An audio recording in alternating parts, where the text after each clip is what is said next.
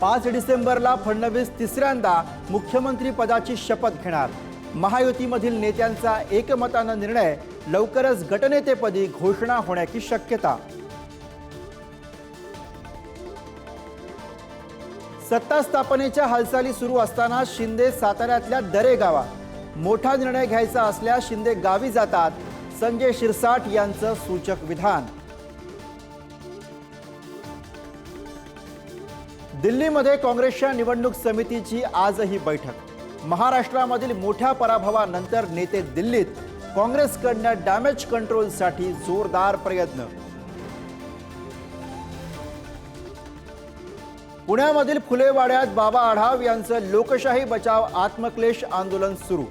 शरद पवारांनी दिली आंदोलनाला भेट, निवडणुका बॅलेट पेपरवरती घेण्याची मागणी। देशाचा जीडीपी म्हणजेच आर्थिक विकास दरामध्ये 3.5% घसरण। जीडीपी 5.4% गेल्या 18 महिन्यातील निच्चांक गाठला। मुंबई पुणे जुन्या राष्ट्रीय महामार्गावर पनवेल जवळच्या रसायनीमध्ये चालत्या कारनं घेतला पेट।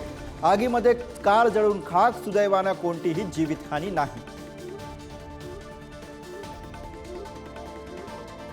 बीडमध्ये डॉक्टरकडून तरुणीचा विनयभंग, कारवाईसाठी नागरिकांचा परळी पोलीस स्टेशन बाहेर ठिय्या, परळी बंदची ही हाक।